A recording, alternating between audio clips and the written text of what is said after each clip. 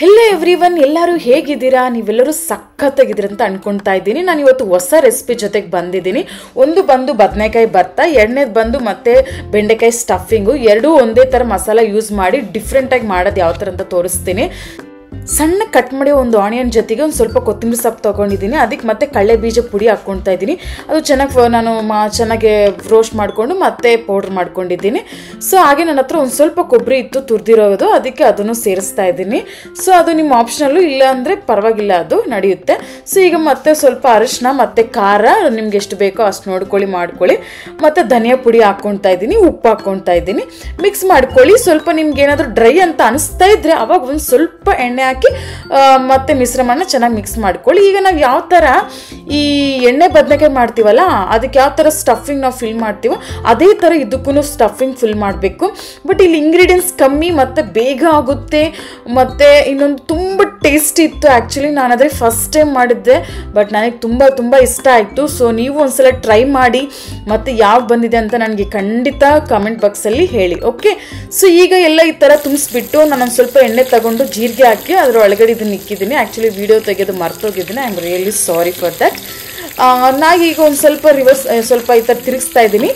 ಫ್ಲೇಮ್ನ ಮೀಡಿಯಮ್ಗಂದ್ರೂ ಇನ್ನೊಂದು ಸ್ವಲ್ಪ ಕಮ್ಮಿ ಇಟ್ಕೊಂಡು ಮಾಡ್ಕೊಳ್ಳಿ, ಓಕೆ? ಇಲ್ಲಾಂದರೆ ಮೀಡಿಯಮ್ ಹಾಕ್ಕೊಂಡ್ರೂ ನಡೆಯುತ್ತೆ. ಈಗ ಮಸಾಲೆ ಇತ್ತಲ್ಲ, ಅದಕ್ಕೊಂದು ಸ್ವಲ್ಪ ನೀರು ಸೇರಿಸ್ಬಿಟ್ಟು ಎಲ್ಲ ಮಿಕ್ಸರನ್ನು ಹಾಕ್ಬಿಟ್ಟಿದ್ದೀನಿ ಇದ್ರೊಳಗಡೆ. ಈಗ ಒಂದು 10 ನಿಮಿಷ ಬಿಟ್ಬಿಡಿ ಬೇಯೋಕ್ಕೆ. ನೋಡಿ ಯಾವ ಥರ ಆಗಿದೆ ಅಂತ. ನಾನು ಅದರಲ್ಲಿ ಮಧ್ಯದಲ್ಲಿ ಒಂದು ಸ್ವಲ್ಪ ಮಿಕ್ಸ್ ಮಾಡ್ಕೊಂಡಿದ್ದೆ ಒಂದ್ಸಲ.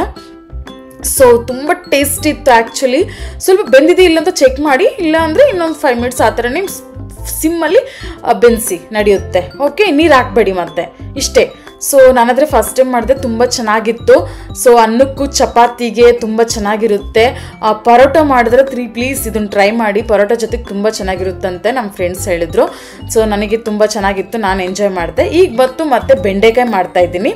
ಈ ಬೆಂಡೆಕಾಯಿ ಭರ್ತೆಗೆ ಏನಿಲ್ಲ, ಒಳಗಡೆ ಇರೋ ಬೀಜಗಳನ್ನ ನಾನು ಯಾವ ಥರ ತೋರಿಸ್ತಾ ಇದ್ದೀನೋ ಆ ಥರ ಕಟ್ ಮಾಡಿಕೊಂಡು ಒಳಗಡೆ ಇರೋಂಥ ಬೀಜಗಳನ್ನೆಲ್ಲನ ತೆಗೆದಾಕ್ಬಿಟ್ಟು ಈ ಥರ ನೀಟಾಗೆಲ್ಲ ಮಾಡ್ಕೊಳ್ಳಿ. ದೊಡ್ಡಗಿದ್ರೆ ಬೆಂಡೆಕಾಯಿ ಅದನ್ನು 2 ಪೀಸ್ ಮಾಡ್ಕೊಳ್ಳಿ, ಮಧ್ಯದಲ್ಲಿ ನಡೆಯುತ್ತೆ.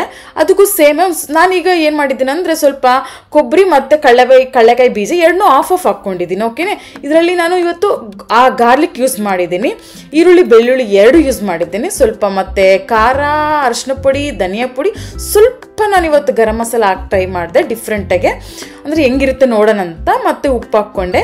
ಕೊತ್ತಂಬರಿ ಸೊಪ್ಪು ಇರಲಿಲ್ಲ, ಸೊ ಅದಕ್ಕೆ ಹಾಕಿಲ್ಲ. ಪ್ಲೀಸ್ ನಿಮ್ಮ ಹತ್ರ ಇದ್ದರೆ ಹಾಕಿ.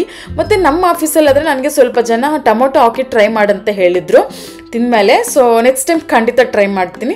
ಸೊ ಸೇಮ್ ಅದೇ ಥರ ಎಲ್ಲ ಮಿಶ್ರಣ ಮಿಕ್ಸ್ ಮಾಡ್ಕೊಂಡು ಸ್ವಲ್ಪ ಆಯಿಲ್ ಹಾಕಿ ನಾನು ಇದನ್ನು ಸ್ಟಫಿಂಗ್ ಮಾಡ್ಕೊಳ್ತಾ ಇದ್ದೀನಿ ಬೆಂಡೆಕಾಯಿ ಒಳಗಡೆ. ಸೊ ಯಾವ ಥರ ನಾನು ಬದನೆಕಾಯಿ ಮಾಡಿದ್ದೀನೋ ಅದೇ ಥರ ಇದನ್ನು ಸ್ಟಫಿಂಗ್ ಮಾಡ್ಕೊಳ್ತಾ ಇದ್ದೀನಿ. ಇಲ್ಲೊಂದು ಸ್ವಲ್ಪ ಇಂಗ್ರೀಡಿಯೆಂಟ್ಸ್ ಚೇಂಜ್ ಆಗಿದೆ ಅಷ್ಟೇ, ಬಟ್ ನೀವು ಟ್ರೈ ಮಾಡಿ. ಬಟ್ ಕೊತ್ತಂಬರಿ ಸೊಪ್ಪು ಪ್ಲೀಸ್ ಹಾಕಿ. ಸೊ ಇದಕ್ಕೂ ಸ್ವಲ್ಪ ಜೀರಿಗೆ ಹಾಕ್ತೆ. ಈ ಸಲ ಸ್ವಲ್ಪ ಸಾಸಿವೆ ಹಾಕಿದ್ದೀನಿ, ಮೊದಲು ನಾನು ಬದನೆಕಾಯಿ ಮಾಡಿದಾಗ ಹಾಕಿರಲಿಲ್ಲ. ಸೊ ಇದನ್ನು ಮತ್ತೆ ಅದೇ ಥರ ಇಕ್ಬಿಟ್ಟು, ಇದು ಅಷ್ಟೇ ಫ್ಲೇಮ್ ಒಂದು ಸ್ವಲ್ಪ ಕಮ್ಮಿ ಇಟ್ಕೊಳ್ಳಿ. ಮೀಡಿಯಮ್ಗಂದ್ರೂ ಇನ್ನೊಂದು ಸ್ವಲ್ಪ ಕಮ್ಮಿ ಮಾಡಿ. ಬೆಂಡೆಕಾಯಿ 10 ನಿಮಿಷದಲ್ಲೇ ಬೆಂದ್ಬಿಡುತ್ತೆ. ಸೊ ನೀವೇನು ಜಾಸ್ತಿ ಇಕ್ಕೋ ಅವಶ್ಯಕತೆ ಇರಲ್ಲ. ಸೊ ನೋಡಿ, ಕಾಯಿ ಜಾಸ್ತಿ ಅನ್ನೋದು ಸ್ವಲ್ಪ ನೀರು ಹಾಕಿ ಮತ್ತೆ ನಾನು ಫ್ರೈ ಮಾಡಿಕೊಂಡೆ. ಮತ್ತೆ ಇದನ್ನು ಈ ಥರ ಒಂದು ಸಲ ತಿರ್ಸಿದ್ದೀನಿ, ರಿವರ್ಸ್ ಮಾಡಿದ್ದೀನಿ. ಸೊ ರಿವರ್ಸ್ ಮಾಡಿ ಮತ್ತೆ 5 ನಿಮಿಷಕ್ಕೆ ಹಾಕಿ ಮತ್ತೆ ನಾನು ಕುಕ್ ಮಾಡ್ಕೊಂಡಿದ್ದೇನೆ. ಬೆಂಡೆಕಾಯಿ 10 ನಿಮಿಷದಲ್ಲಿ ಆಗೋಗುತ್ತೆ, ಓಕೆ? ತುಂಬ ಚೆನ್ನಾಗಿತ್ತು. ನನಗೆ ಆಫೀಸ್ ತೊಗೊಂಡೋಗಿದ್ದೆ. ಸೊ ಆ್ಯಕ್ಚುಲಿ ನನ್ನ ಬಾಕ್ಸ್ ಎಲ್ಲ ಆಫೀಸವರೇ ತಿಂದರು, ತುಂಬ ಇಷ್ಟ ಆಗಿದೆ ಅಂತ ಹೇಳಿದ್ರು. ನಂಗೆ ತುಂಬ ಖುಷಿ ಆಯಿತು. ಅದಕ್ಕೋಸ್ಕರ ಥ್ಯಾಂಕ್ ಯು ನಂದಿನಿ ಅವರೇ. ಮತ್ತು ಸಬ್ಸ್ಕ್ರೈಬ್ ಮಾಡಿ ನನ್ನ ಚಾನಲ್ನ. ಮತ್ತೆ ಇನ್ನೂ ಹೊಸ ರೆಸಿಪಿ ಜೊತೆಗೆ ಮತ್ತೆ ಬರ್ತೀನಿ.